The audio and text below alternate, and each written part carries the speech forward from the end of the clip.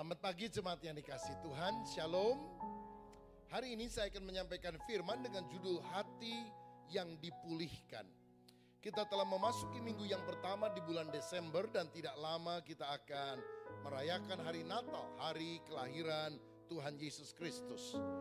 Kalau saya simak di dalam pembacaan Alkitab, kedatangan Tuhan Yesus kali yang pertama itu ternyata disikapi dengan sangat berbeda oleh Herodes dibandingkan dengan Maria. Saudara, Herodes Agung adalah seorang keturunan campuran Yahudi dan Edom. Dia menjadi raja di Israel selama 36 tahun dan dia membantu penjajah Roma untuk menguasai Palestina. Sebetulnya dia adalah seorang raja boneka karena sesungguhnya Roma yang memegang otoritas tertinggi. Dan Herodes adalah orang yang diwarnai dengan sikap yang tidak baik, iri hati, benci, bahkan dia tidak segan-segan membunuh orang yang dia pikir akan membahayakan kedudukannya. Yang pernah dibunuh selain puluhan orang, termasuk Mariamne, istrinya, Alexandra, ibu kandungnya, bahkan 3 orang anak prianya dibantai oleh Herodes.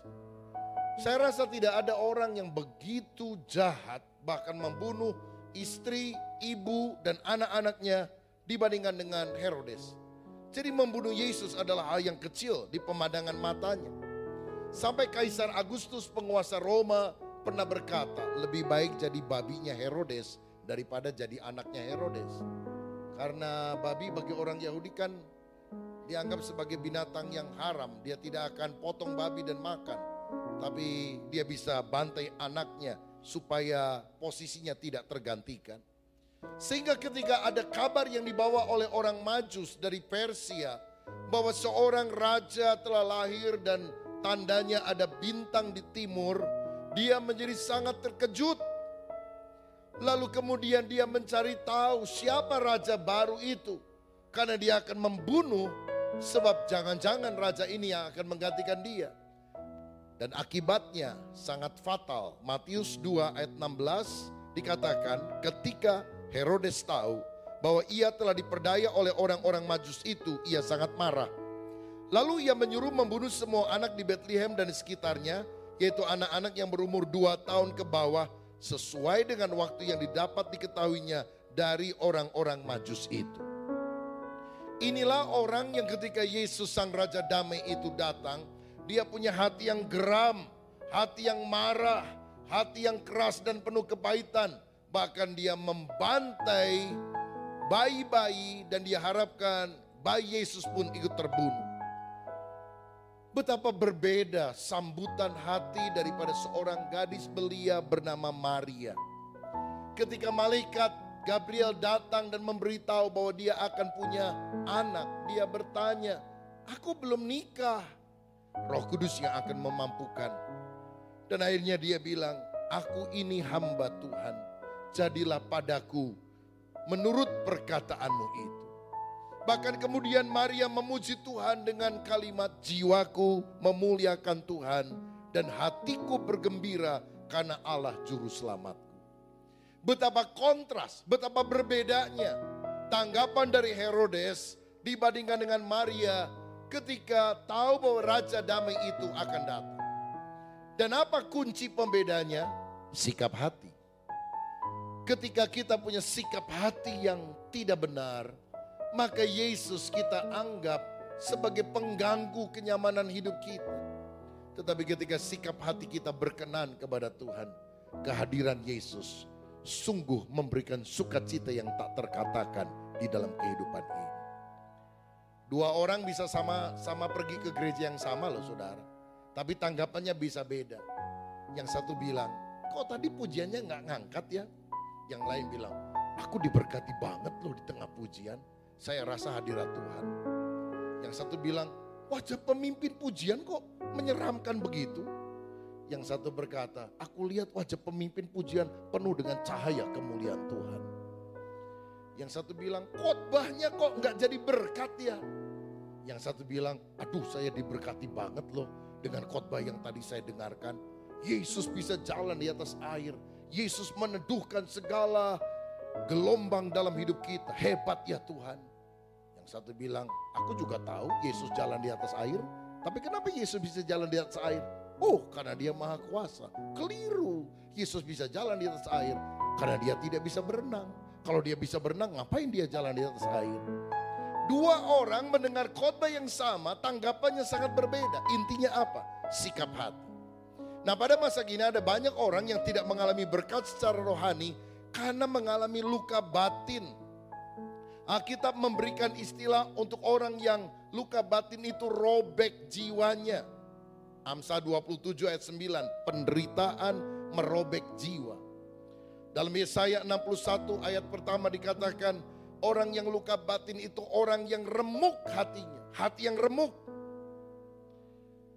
Bahkan di dalam Mazmur 147 ayat 3 disebutkan, ia menyembuhkan orang-orang yang patah hati dan membalut luka-luka mereka. Orang yang luka batin, hatinya patah, hatinya luka. Dan apa akibatnya kalau orang mengalami luka batin? Dia kepahitan. Tiap kali ngomong tentang seseorang, ujungnya pahit. Pasti jelekin orang, pasti ada negatifnya. Itu orang baik ya, baik mah baik, cumanya itu bisa panjang, saudara. Jadi kalau orang hatinya nggak tulus, tiap kali dia bicara yang keluar air yang keruh, air yang mematikan. Tapi orang yang hatinya bersih, aliran mata air hidup yang menyegarkan yang akan dia alirkan. Orang yang pahit hati itu suka menghakimi karena dia rasa yang paling benar adalah dirinya dan orang lain salah. Sulit mengampuni orang lain. Kalau sudah tersinggung, marahnya luar biasa. Langit dan bumi akan lenyap, jengkelku kepadamu tidak akan lenyap. Dan biasanya dia suka negatif. Orang bisik-bisik di pojok ruangan, pasti jelek-jelekin saya. Padahal apakah kita ini pusat alam semesta sehingga setiap kali orang ngomong pasti ngomongin soal kita? Kan enggak. Satu kali ada seorang diajak temennya nonton basket. Di tengah pertandingan basket yang lagi seru-serunya temennya ngajak pulang. Pulang yuk. Duh, kok pulang? Ini lagi seru-serunya minta pulang. Kenapa? Saya tersinggung. Loh, tersinggung sama siapa? Dari tadi kamu gak ngomong sama siapa-siapa kan? Kita menikmati pertandingan. Oh, saya tidak tersinggung kepada kamu. Tapi saya tersinggung kepada para pemain basket. Apalagi pelatihnya. Loh, kamu kan gak kenal sama mereka. Kok bisa tersinggung? Iya, aku memang gak kenal. Tapi dia suka jelek-jelekin saya. Tuh lihat, tiap berapa menit dia minta time out. Prit. Dia ngobrol-ngobrol di pinggir lapangan. Terus bisik-bisik, pasti jelek-jelekin saya. Kan orang sakit jiwa kalau model begini, saudara. Dan biasanya orang yang kepahitan itu suka bermasalah dalam hubungan dengan orang lain. Seperti Herodes, dia bermasalah dengan ibunya, dengan istrinya, dengan anak-anaknya. Dia bantai mereka semuanya. Ribut aja terus sama orang lain. Saudara, apa sih yang menyebabkan orang bisa mengalami hati yang luka, hati yang keras seperti hatinya Herodes ini? Beberapa penyebab, yang pertama antara lain, orang bisa mengalami luka hati karena tidak dikasihi oleh orang tua. Waktu dia lahir mungkin dia ditolak oleh orang tuanya. Kalau laki sama perempuan melakukan hubungan seksual di luar pernikahan, lalu yang perempuan hamil, dia tidak mau punya anak, dia coba gugurkan. Atau sudah punya terlalu banyak anak, dan kata dokter anak yang berikutnya perempuan lagi, dia coba gugurkan. Dan anak kalau digugurkan lalu kemudian tetap lahir, dia akan cacat. Kalau bukan cacat fisiknya, cacat jiwanya. Ada rejection, roh penolakan yang dia alami. Hubungannya tidak bisa mesra dengan orang tuanya sebelum pemulihan terjadi. Apalagi kalau orang tuanya galak luar biasa seperti diktator, memukuli dengan keras.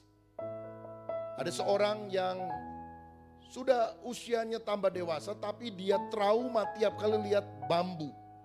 Batang bambu itu loh saudara.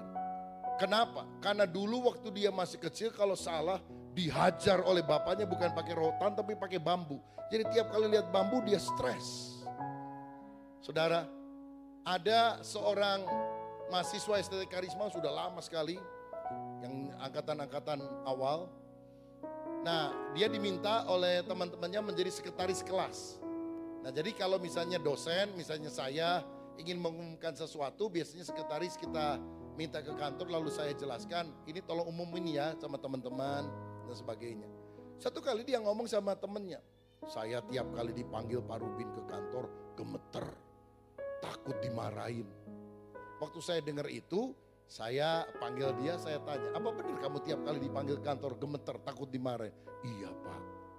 Saya pernah marahin kamu enggak? Seingat saya sih belum pernah sih Pak. Loh, tiap kali saya panggil kamu kan paling kasih tugas, kasih tahu teman-teman. Malah kadang-kadang saya kalau pulang dari luar negeri bawa oleh-oleh, nih bagiin ya sama teman-teman. Iya Pak. Kenapa kamu gemeter? Iya nggak tahu Pak. Lalu akhirnya dia sadar. Oh mungkin karena dulu tiap kali papa saya panggil nama saya, itu pasti karena saya melakukan kesalahan. Papa saya tidak pernah panggil nama saya kalau saya lagi baik. Kalau lagi ada salahnya, pasti dia panggil. Begitu dia panggil nama saya tahu saya akan dihukum. Jadi dia coba mengasosiasikan semua pemimpin seperti bapaknya. Ini gambar diri yang rusak, saudara. Dan membutuhkan pemulihan daripada Tuhan. Penyebab yang lain, ada orang yang luka hatinya karena dikecewakan atau disakiti hatinya, dihianati oleh kekasihnya atau pasangan hidupnya.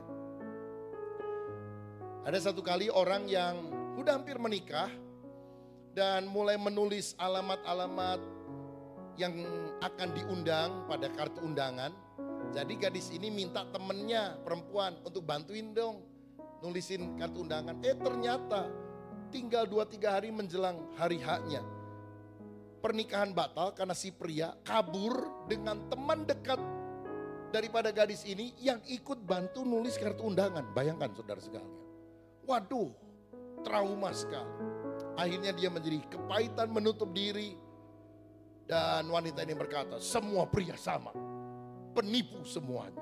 Padahal belum tentu begitu kan saudara. Saya pernah dengar ada kisah yang lain, ada seorang gadis yang suka makan fried chicken. Apa saja mereknya dia suka, kecuali Kentucky Fried Chicken. Kenapa? Karena satu kali pulang dari kerja di kantor, dia mampir di sebuah outlet Kentucky Fried Chicken. Dia mau beli untuk dibawa pulang ke rumah, kaget. Karena baru sekali dia pergi ke restoran itu. Maksudnya KFC di tempat lain pernah, tapi di sana belum pernah. Begitu dia mau ngantri, mau beli ayam, dia lihat di sudut. Ada seorang pria menghadap ke tembok, di depan dia ada seorang wanita. Mesra banget, suap-suapan, saudara-saudara. Dan waktu dia lihat pacarnya nggak lihat dia. Wah, sejak itu begitu melihat patung Colonel Sanders yang jenggot panjang, kepahitan dia saudara. Karena pengalaman buruk yang dia alami pada masa lalu. Atau suami, istri tidak setia, walaupun mungkin itu sudah pernah diampuni sekian tahun yang lampau, ketika mengingat lagi peristiwa itu marah, jengkel, dendam, emosi berkobar-kobar. Atau ada juga orang yang luka hati, jadi keras hati, hatinya seperti Herodes. Karena kecewa dengan pimpinan, kecewa dengan orang yang pernah dekat dengan hidupnya. Tahukah saudara, orang yang paling bisa menyakiti hati saudara adalah orang yang paling dekat dengan hidup saudara. Perang yang berlumuran darah adalah perang saudara. Musuh yang paling bahaya, musuh dalam selimut. Kasus di dalam pengadilan yang paling ramai adalah kasus perceraian. Dari orang yang pernah begitu dekat sekarang membawa emosi yang sangat hebat untuk mengatakan kamu salah dan aku yang benar. Nah kadang-kadang ada orang yang juga dilukai oleh pemimpin. Sehingga ketika dia kecewa kepada pemimpin yang mungkin selama ini dia hormati, dia banggakan. Dia tidak pernah mau lagi menundukkan diri kepada pemimpin siapapun yang ada. Karena dia tidak mau mengalami pengalaman luka di masa lalu. Saudara-saudara, pengalaman masa lalu yang menyakitkan ini bisa menjadi trauma yang terekam di dalam memori ingatan kita. Dan kadang-kadang iblis memunculkannya lagi sehingga emosi kita menjadi mendidih. Lalu jiwa kita menjadi terluka. Bagaimanapun juga luka batin ini akan menimbulkan kerugian di dalam kehidupan kita. Pertama secara tubuh atau secara fisik. Orang yang hatinya penuh dengan kebencian, dengan luka, itu gampang sakit. Karena sistem kekebalan tubuhnya tidak berfungsi dengan baik. Kalau saudara lagi emosi sama orang lain, tekanan darah bisa meningkat. Marah banget, hati-hati bisa stroke. Marah sekali, jantung berdebar-debar. Migrain bisa muncul. Wajah bisa menjadi keras karena terbiasa hidup di dalam dendam. Dan ini adalah sesuatu yang merugikan tentunya. Saya pernah dengar seorang jemaat memberikan kesaksian, dia sekian puluh tahun menderita sakit kaki. Jadi kalau duduk dia sakit, sudah sekian lama tidak terasa terlalu sakit. Tapi kalau mau berdiri sakit lagi, kalau sudah jalan nggak sakit. Nah ini dialami bertahun-tahun sampai satu kali ketika dia ikut kebaktian mau perjamuan kudus, saya menyampaikan firman dan saya mengingatkan siapa di antara saudara yang masih menyimpan kepahitan hati, ampuni sebelum kita makan dan minum dari perjamuan kudus supaya tidak menjadi dosa tapi membawa berkat bagi hidup kita. Roh Kudus mengingatkan dia bahwa dia benci sekali kepada salah satu famili dari suaminya yang dia pikir merugikan hidupnya. Dan dia berkata, Tuhan ampuni saya, menyimpan dendam sekian tahun. Saya tidak mau dapat kutuk, saya mau dapat berkat. Setelah dia bereskan hatinya, dia minum perjamuan kudus. Beberapa hari kemudian, dia baru sadar bahwa kalau dia duduk atau berdiri atau jalan sudah tidak sakit lagi. Dan sampai hari ini setelah sekian tahun dia sembuh sama sekali. Dan dia menyadari, oh rupanya saya belasan tahun sakit kaki itu karena ada kepahitan hati, emosi yang tidak pernah saya bereskan. Ketika saya mengampuni, penyakit saya dipulihkan oleh Tuhan. Saudara, betapa rugi kita kalau kita menyimpan dendam, karena itu akan mempengaruhi fisik kita. Yang kedua, secara rohani, pengaruh negatifnya membuat orang yang kepahitan tidak bisa merasakan kasih Tuhan dan tidak bisa mengasihi Tuhan. Saya bacakan ayatnya, 1 Yohanes 4 ayat 20-21. Jika seorang berkata aku mengasihi Allah dan ia membenci saudaranya, maka ia adalah pendusta. Karena barang siapa tidak mengasihi saudaranya yang dilihatnya, tidak mungkin mengasihi Allah yang tidak dilihatnya. Dan perintah ini kita terima dari dia, barang siapa mengasihi Allah, ia harus juga mengasihi saudaranya. Kita nggak mungkin mengasihi Tuhan yang tidak kelihatan kalau ternyata sama yang kelihatan, saudara kita benci.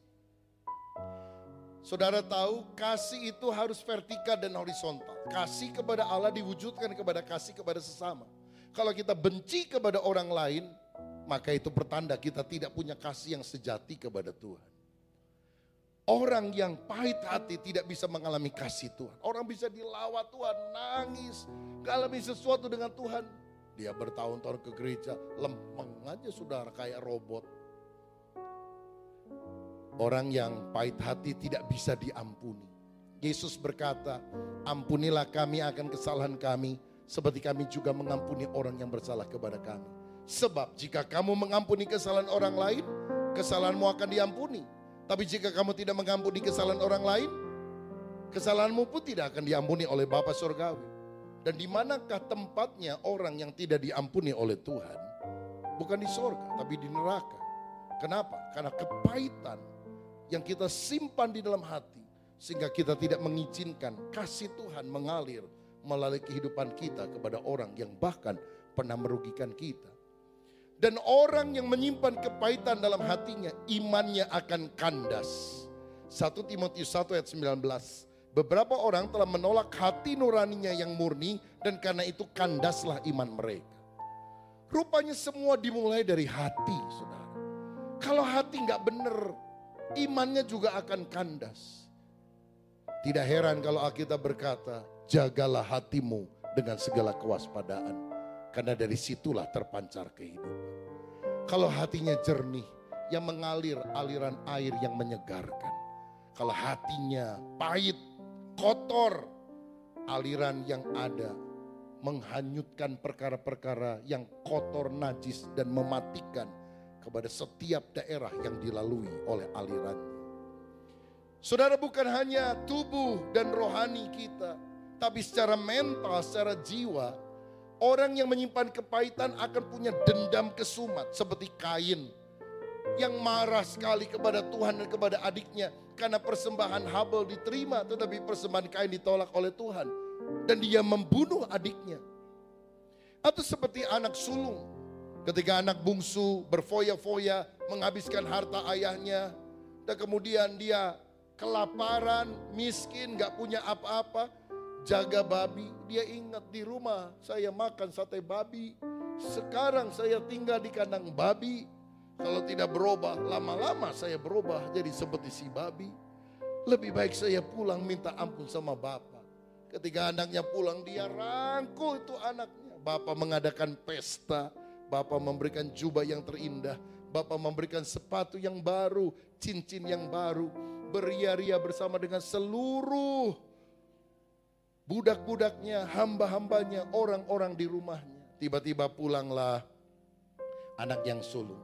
Dia tanya kepada budaknya, siapa itu? Suara apa itu orang rame-rame? Adikmu sudah pulang dan bapak senang sekali menyambut adikmu. Kakaknya marah, dia bilang, bapak, aku tidak akan masuk rumah sebelum engkau jelaskan ini. Mengapa aku bertahun-tahun melayani engkau, tapi engkau tidak pernah adakan pesta? Engkau tidak pernah sembelih lembu bagiku, sedangkan adik yang menghambur-hamburkan uang bapak, engkau perlakukan demikian. Bapak berkata, anakku, kamu selalu bersama dengan aku, kamu mau bikin pesta tiap hari, engkau mau potong lembu tiap hari, itu adalah hakmu. Mari kita bersuka cita, karena orang yang terhilang sudah kembali. Ketika hati bapak bersuka cita melihat pertobatan orang berdosa, hati kakak menjadi marah. Saudara lihat, semua ditentukan oleh sikap hati. Apakah hati kita hati yang bersih seperti hatinya Maria, ataukah hati yang kotor seperti hatinya Herodes? Saul adalah contoh lain, orang yang pernah marah karena orang-orang banyak berteriak. Hebat Saul membunuh ribuan orang, tapi Daud lebih hebat, mengalahkan puluhan ribu orang. Sejak itu Daud dibenci oleh Saul. Dosanya Daud itu apa? Nggak ada. Hanya dia lebih populer daripada Saul, dan Saul berkali-kali mau melemparkan senjatanya untuk membinasakan Daud, sampai Daud harus terpaksa melarikan diri. Lihat saudara, orang yang dendam kesumat itu menghancurkan kehidupannya, dan itu semua dimulai dari luka batin yang bahkan bisa menyebabkan depresi, putus asa, dan merugikan kehidupan kita. Kita semua membutuhkan pemurnian daripada Tuhan. Kita semua rindu memiliki hati yang bening, hati yang dibersihkan oleh Tuhan. Kita membutuhkan kesembuhan dari luka batin. Alkitab menyebut penyembuhan luka batin dengan istilah batin yang diperbaharui. Dalam Yeremia 30 ayat yang ke-17 firman Tuhan juga berkata, sebab aku akan mendatangkan kesembuhan bagimu, aku akan mengobati luka-lukamu, demikian firman Tuhan. Sebab mereka telah menyebutkan engkau orang buangan, yakni sisa, dan tiada seorang pun yang menanyakannya. Kalau saudara pernah dianggap orang buangan, BS, barang sortiran, orang gak anggap saudara, cuma sisa, dipandang sebelah mata. Mungkin engkau tidak tinggal dengan orang tuamu pada masa kecil, engkau tinggal dengan family, dan karena saudara berasal dari keluarga yang miskin, familimu lebih kaya, engkau dipandang sebelah mata. Engkau baru ngomong berapa kalimat, udahlah kamu gak tahu apa-apa, orang bodoh kok ikut ngomong. Dan itu menyakitkan hati kita. Kita bekerja, kita berupaya, saya nanti kalau udah kaya, saya akan buktikan saya berhasil. Tapi udah kerja bertahun-tahun, tetap aja miskin.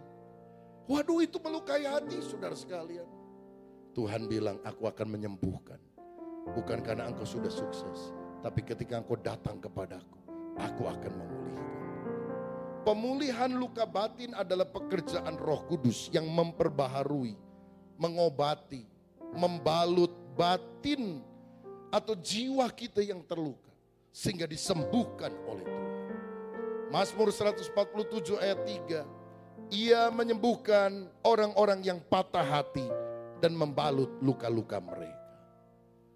Tahukah saudara, kedatangan Yesus di hari Natal merupakan berita sukacita karena dia sang Raja Damai. Satu-satunya yang bisa memberikan damai sejahtera yang sejati kepada kita. Kedatangan juru selamat itulah yang membawa kesembuhan roh, jiwa, dan tubuh bagi orang percaya. Itulah yang dikatakan oleh Yesaya dalam nubuatannya di Yesaya 53 ayat 3 dan 5. Ia dihina dan dihindari orang, seorang yang penuh kesengsaraan dan yang biasa menderita kesakitan. Ia sangat dihina sehingga orang menutup matanya, mukanya terhadap dia, dan bagi kita pun dia tidak masuk hitungan. Tetapi sesungguhnya penyakit kita lah yang ditanggungnya dan kesengsaraan kita yang dipikulnya. Padahal kita mengira dia kena tulah, dipukul dan ditindas Allah. Tetapi dia tertikam oleh karena pemberontakan kita. Dia diremukkan oleh karena kejahatan kita. Ganjaran yang mendatangkan keselamatan bagi kita ditimpakan kepadanya. Dan oleh bilur-bilurnya kita menjadi sembuh. Yesus ketika mati di kayu salib membalikkan keadaan. Dia yang suci menjadi dosa supaya kita yang berdosa disucikan. Dia yang benar menjadi menanggung kesalahan kita supaya kita yang salah dibenarkan oleh kuasa darahnya. Bahkan dia yang sehat menjadi sakit supaya kita yang sakit disembuhkan. Kesembuhan yang Tuhan kerjakan adalah kesembuhan roh. Kita yang adalah orang yang mati rohani, musuh Tuhan, diperdamaikan menjadi anak Tuhan. Kesembuhannya meliputi kesembuhan tubuh. Oleh bilur Yesus segala penyakit kita disembuhkan. Orang buta bisa melihat, orang tuli bisa mendengar, orang lumpuh bisa berjalan. Tapi itu juga meliputi kesembuhan jiwa kita. Orang yang sakit hati, dendam, kepahitan bisa mengampuni, bisa mengasihi, bisa membalas kejahatan dengan kebaikan. Dan itu hanya bisa dikerjakan melalui karya Tuhan Yesus. Saudara, janganlah kita punya hati yang keras, kaku seperti Herodes.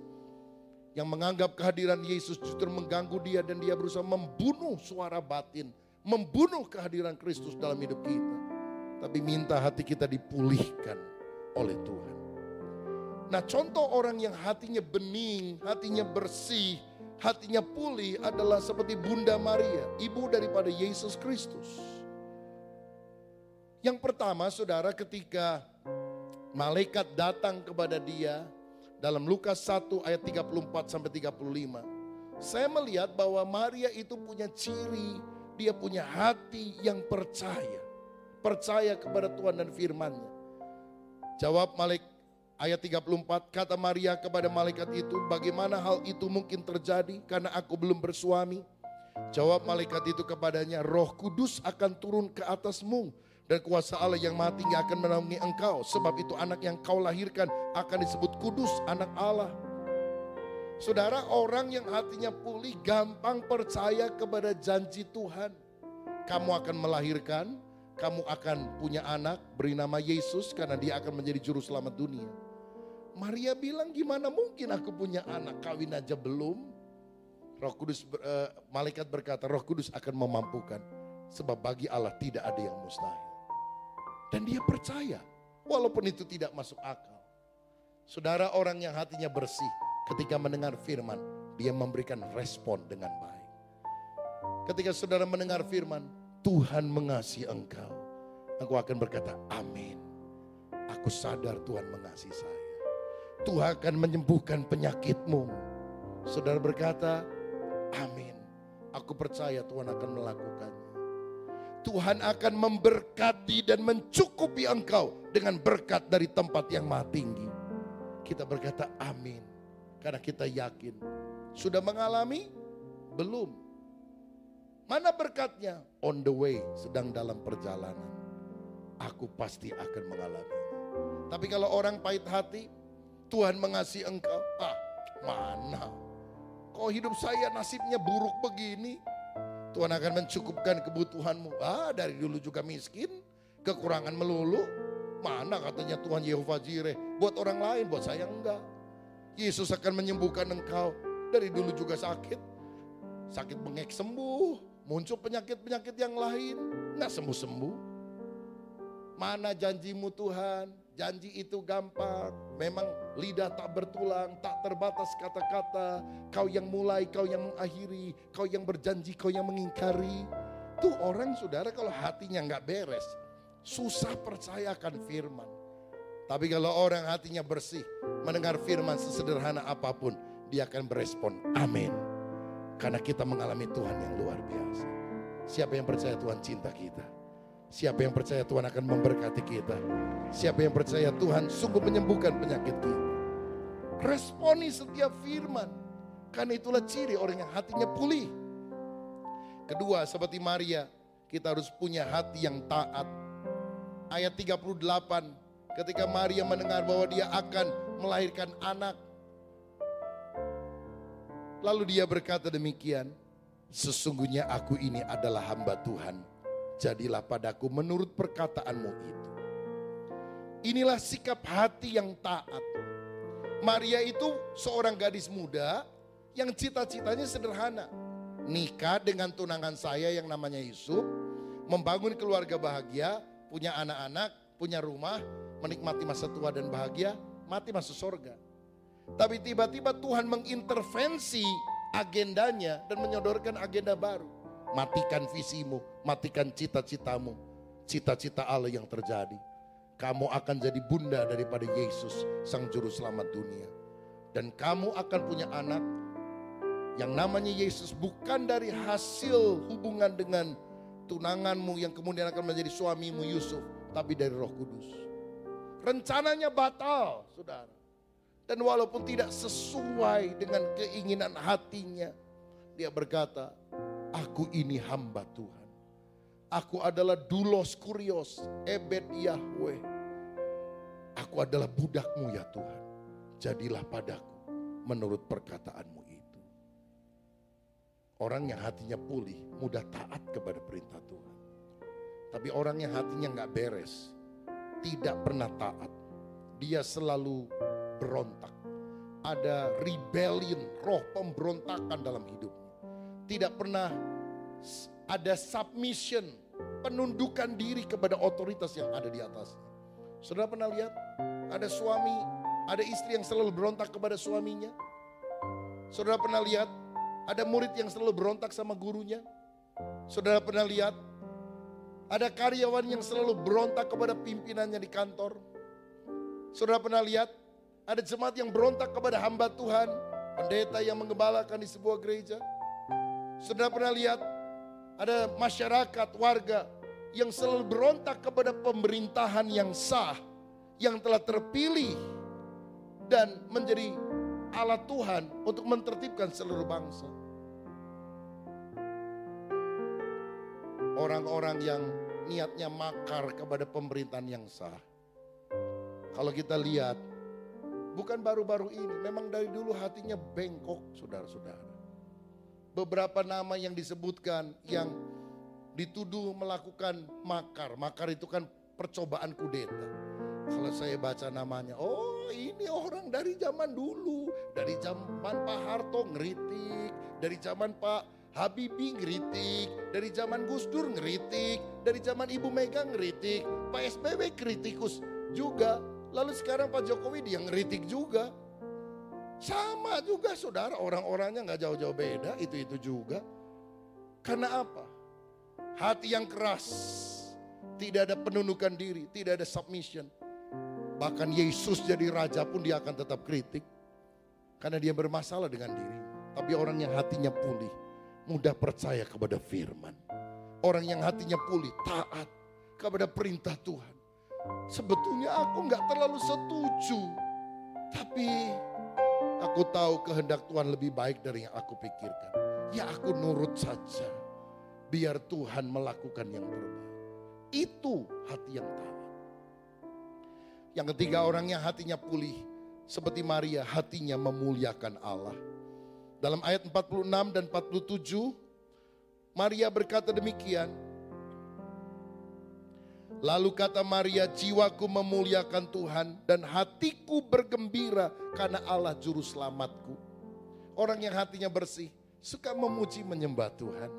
Bersyukur di dalam segala keadaan. Karena tahu Tuhan punya rencana yang terbaik dalam hidup kita. Bukannya karena kita sudah kaya maka kita bersyukur. Tapi karena kita banyak bersyukur nanti saudara jadi orang kaya, diberkati Tuhan. Bukannya karena keluarga kita sudah harmonis. Sudah tidak ada perbantahan maka kita bersyukur. Tapi kalau kita banyak bersyukur, rumah tangga kita akan lebih harmonis. Perbantahan akan menjadi surut karena orang yang banyak bersyukur, hatinya bersih di hadapan Tuhan. Saudara, miliki hati yang memuliakan Tuhan, suka menyanyi, memuji, menyembah Tuhan, mengagung-agungkan kebaikan Tuhan. Dan ciri yang keempat, seperti Maria, kita akan memiliki hati yang rendah. Ayat 48, sebab ia telah memperhatikan kerendahan hambanya. Sesungguhnya mulai dari sekarang segala keturunan akan menyebut aku berbahagia. Orang yang rendah hati itu bahagia. Orang yang rendah hati itu menyadari kalau aku berhasil bukan karena kekayaan, kehebatanku, tapi karena anugerah Tuhan. Saya percaya begini, kalau Tuhan bawa meteran, yang dia akan ukur bukan lingkar kepala kita, tapi lingkar hati kita. Dia mencari orang yang hatinya bersih. Saudara, kenapa Maria yang dipilih menjadi bunda Yesus? Apakah dia yang paling cantik? Apakah dia yang paling kaya? Apakah dia yang paling pintar? Sama sekali tidak. Tapi saya yakin karena dia punya hati yang bersih. Hati yang berkenan kepada Tuhan. Hati yang bersih ditandai dengan mudah percaya kepada firman. Taat kepada setiap perintah Tuhan. Memuliakan Tuhan, bersyukur dalam segala keadaan. Dan merendahkan hati, tidak menganggap aku lebih hebat dari orang lain. Saya mau bilang, dosa yang sangat dibenci Tuhan adalah kesombongan. Kesombongan yang menyebabkan Lucifer menjadi iblis. Dan itu paling tidak disukai oleh Tuhan. Orang sombong itu bukan karena dia memiliki sesuatu. Sombong itu gak perlu modal loh saudara sekalian. Jangan dipikir orang kaya pasti sombong, orang miskin pasti rendah hati. Keliru. Jangan dipikir orang bodoh pasti rendah hati, orang pintar pasti sombong. Salah. Saya kadang-kadang lihat ya, mahasiswa yang paling rasa pintar, mahasiswa semester 1, tingkat 1. Rasa paling tahu, saudara. Tapi kalau udah jadi profesor doktor, jalannya ada nunduk. Karena semakin tahu, semakin banyak tahu, kita sadar, kita tahu bahwa kita banyak tidak tahu. Rendah hati adalah sifat yang Tuhan inginkan. Kadang-kadang ada orang sombong walaupun dia nggak punya hal yang sebetulnya bisa dia banggakan. Ada orang udah miskin sombong lagi. Ada orang udah jelek sombong lagi. Waduh itu luar biasa saudara. Ada orang bilang gini, aduh lapar. Saya dari pagi nggak makan. Temannya bilang, hah baru tadi pagi? Saya mah dari kemarin nggak makan. Kelaparan aja sombong saudara. Aduh gigi saya sakit nih, nggak enak nih. Kemarin dicabut 1, hah? Cuma 1, saya mah dicabut semuanya, ompong. Nggak apa-apa tuh. Ompong aja sombong, saudara sekalian. Jadi sombong itu nggak perlu modal. Karena itu adalah sikap hati. Sikap hati orang yang hatinya belum dibereskan oleh Tuhan. Tapi kalau kita hatinya bersih, hati kita seperti Maria, rendah hati di hadapan Tuhan.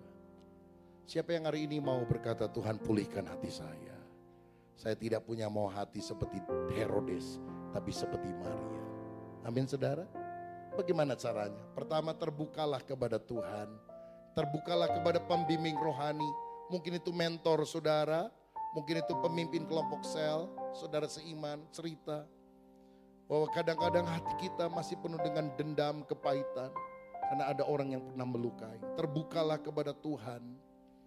Karena keterbukaan adalah awal pemulihan. Keterbukaan menghancurkan segala siasat iblis. Karena kita menelanjangi perbuatannya.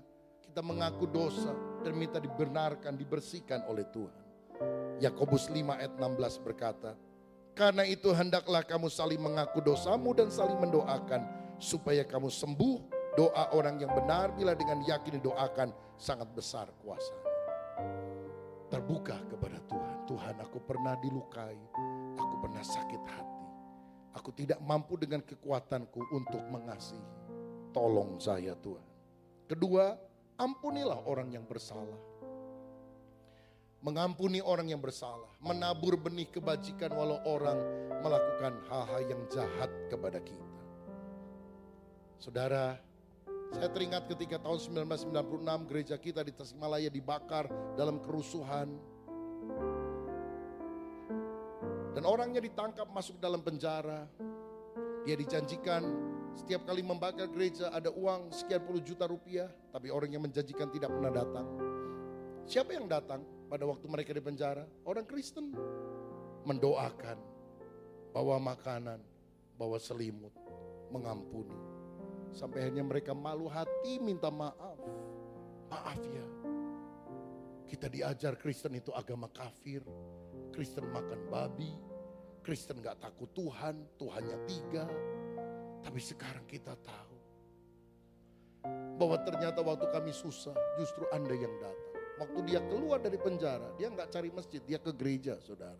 Jadi anak Tuhan, kasih mengatasi kebencian.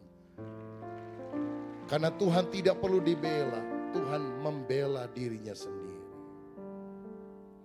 Kenapa orang Kristen ketika gereja dibakar, ketika gereja dilempar molotov, anak kecil mati, kita tidak melakukan unjuk rasa, membela agama Kristen? Karena buat kita, rumah Tuhan sejati itu bukan gedungnya, tapi hati kita yang adalah bait Roh Kudus. Dan orang yang hatinya bersih, penuh dengan pengampunan, penuh dengan sukacita, penuh dengan damai, di sanalah Tuhan hadir. Saudara tahu ada kekuatan yang luar biasa yang bisa membuat orang berjalan kaki dari Ciamis sampai ke Jakarta. Jalan kaki luar biasa loh saudara. Kekuatan itu namanya kekuatan kebencian. Karena ada dendam yang luar biasa. Orang bisa melakukan banyak hal. Tapi ada kekuatan yang lebih daripada kebencian. Kekuatan kasih. Ketika orang menabur kebencian, ini waktunya kita menabur kasih. Kasih tampaknya kalah. Tapi tidak akan pernah kalah seterusnya. Karena satu kali orang yang penuh dengan kasih dan pengampunan akan mencelikan banyak orang bahwa kebenaran itu akan muncul. Itulah yang diajarkan Kristus kepada kita. Itulah yang diajarkan Tuhan kepada kita. Orang beragama membutuhkan damai.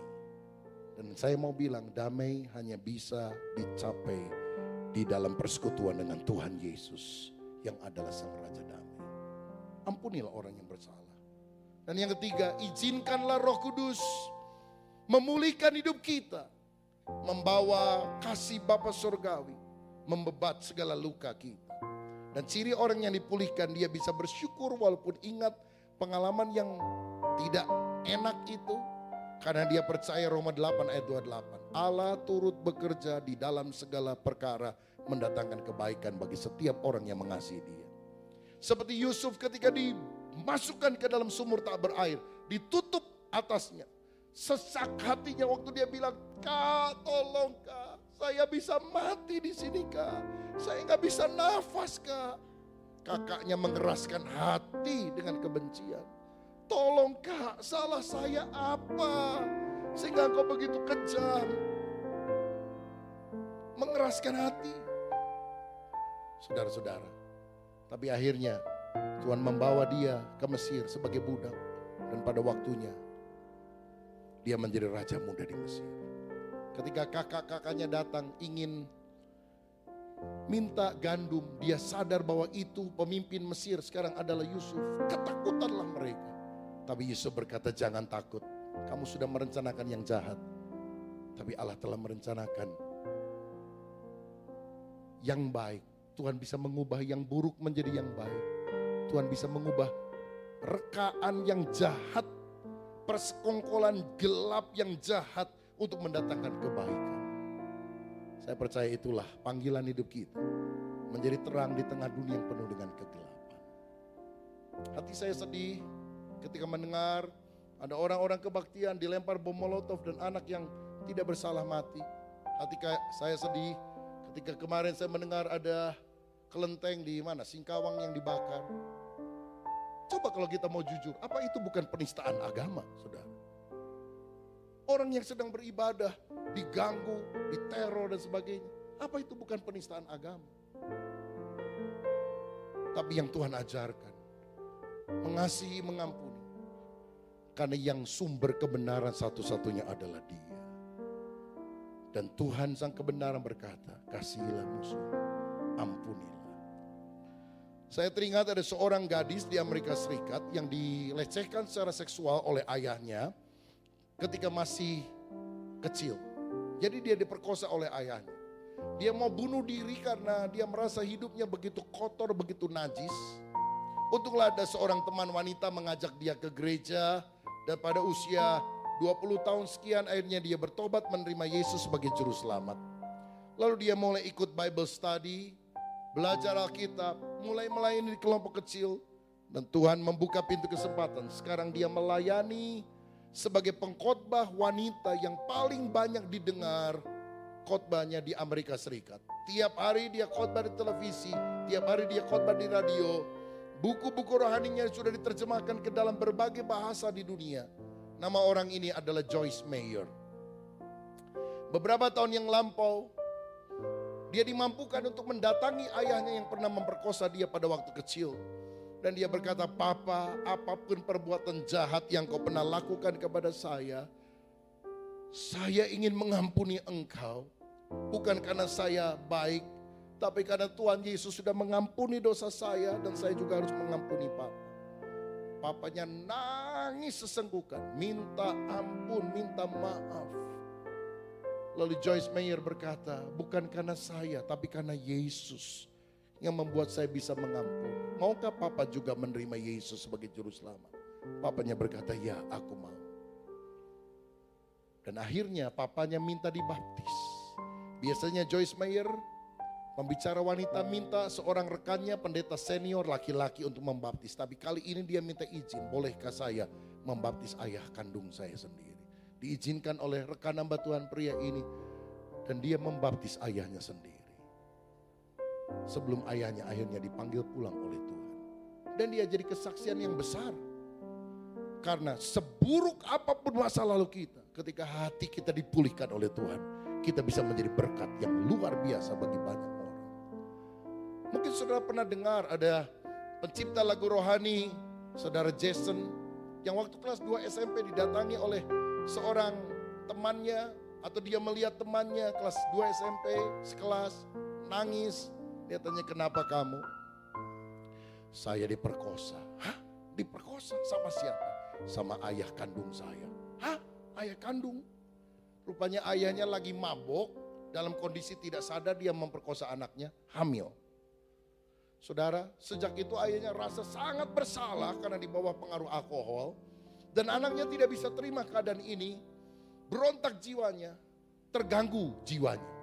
Dia terpaksa dipasung sekian lama, saudara, karena udah seperti orang gila. Satu kali ketika anaknya yang masih dalam kepahitan itu, tiba-tiba melihat ada sebuah cahaya menyilaukan mata. Dan dia tahu itu Tuhan. Dan dia berkata, "Tuhan, kenapa engkau izinkan ini terjadi?" Cahaya itu mendekati dia. Dan dia hanya dengar suara di dalam batinnya, "Ampunilah ayah. Aku gak mampu Tuhan. Ampunilah ayah." Akhirnya dia minta ampun karena selama ini menyimpan kepahitan. Waras, saudara. Dia lepas dari belenggunya, dia pergi ke tempat ayahnya karena dia sudah dipisahkan. Dan dia lihat kaget karena ayahnya sudah tinggal kulit yang membungkus tulang. Karena sejak peristiwa itu ayahnya kena stroke dan sekarat, hampir mati. Dan ketika anaknya pulang dia kaget dan dia bilang, "Papa, aku mengampuni engkau. Tuhan Yesus mencintai engkau. Tuhan ingin Papa bertobat menjadi anaknya." Nangis papanya. "Ampuni saya, Nak. Papa tidak sadar waktu Papa melakukan itu." Papanya bertobat, membuka hati untuk Yesus. Tidak lama dia meninggal. Anak gadisnya yang hamil melahirkan anak yang dibesarkan sampai sekarang.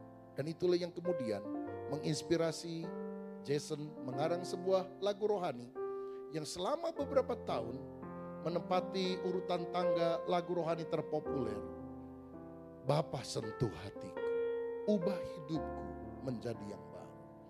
Kita seringkali berkata, "Ubah suamiku, ubah istriku, ubah orang lain." Dan orang tidak pernah berubah. Hari ini maukah kita berkata, "Tuhan, ubah hatiku." Pada masa Advent, pada masa persiapan menyambut kedatangan Yesus di hari Natal, apa yang paling perlu?